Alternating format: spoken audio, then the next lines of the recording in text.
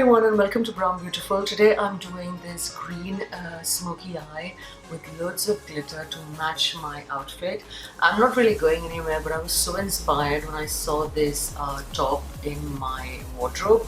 I was like, I just have to wear it and I have to create a look around it.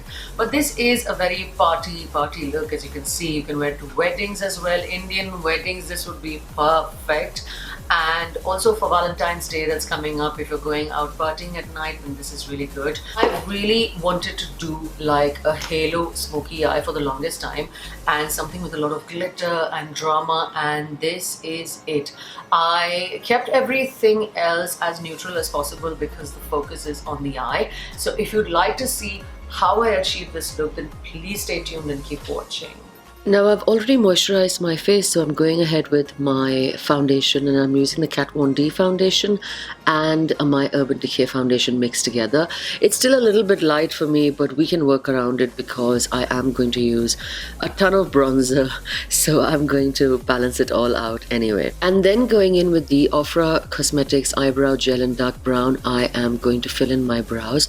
Now because it's a dark brown color and it's not black, which is the shade of my eyebrow, I feel like this goes on a little bit lighter on my skin, and I can go a little thick with this, so that's what I do. And then I just clean up that area with the concealer. This is just the NW30 concealer from MAC Studio Finish, and I just clean up around just for it to look a little bit sharper. Now for the eyeshadows, I am using the Sephora eyeshadow primer, which I always do, all around the eyelids. Going in with my NYX Jumbo eyeshadow in Peacock. This is an almost aquamarine shade, and then I'm going on top of that with some green eyeshadow. So then just using this brush to gently blend away the edges so they look nice and soft.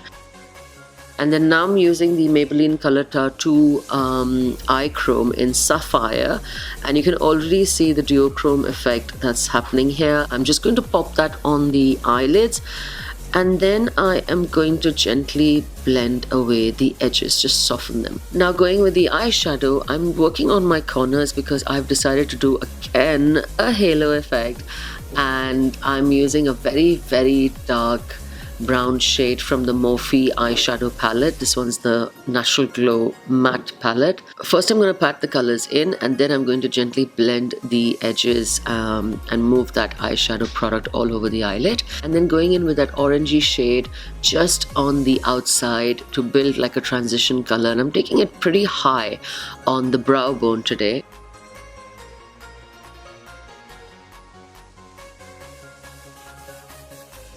Now I'm just going on top of that with another layer of the Maybelline Eye Chrome just in the center of the eyelids, because that's where we're going to use the pop of color. And I'm using my old favorite Barry M.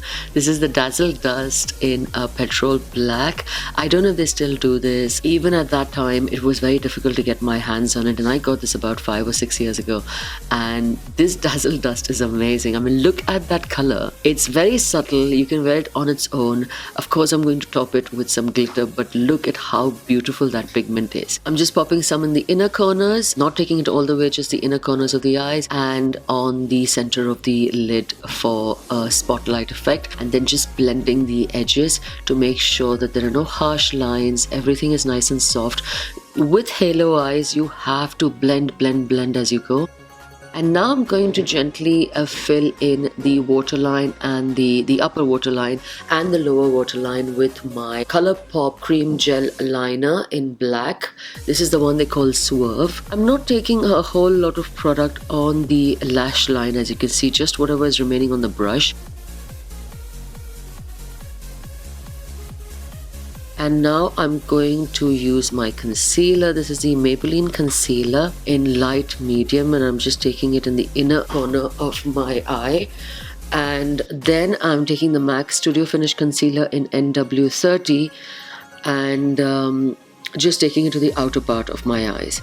So the inner portion will be really light and the outer corner not so much. This is just something I've recently learned to do, and I got that from Nikki Tutorials. I'm so inspired by her. Now I'm just taking some in the corners of the mouth, and just to give it a lift, I'm just going to take that up towards the cheekbone, and then some on the bridge of the nose and the top of the forehead, and then stipple it all in, bouncing my Real Techniques Miracle Diamond Sponge.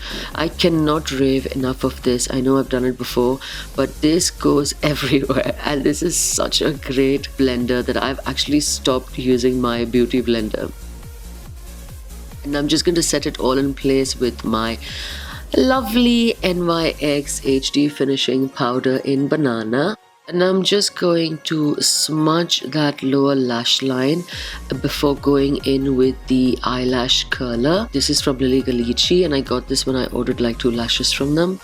And now putting some L'Oreal Voluminous Butterfly Sculpt Mascara, which I think is on its way out because it's almost dry, but I still got a good coat. Usually I do about 2 coats, and this time I did 3, but I got the effect I wanted. In any case, I'm going for a pair of falsies later, so it doesn't matter. I'm going to contour with my powder blush Blunt. This is by MAC, and I've always used this for contour even before I started using cream contours. And now for some reason, I don't feel like using cream contours. It's the winter, I don't know why, maybe I'm just getting lazy, but I feel like this blush does the job pretty well, and it's also pretty subtle.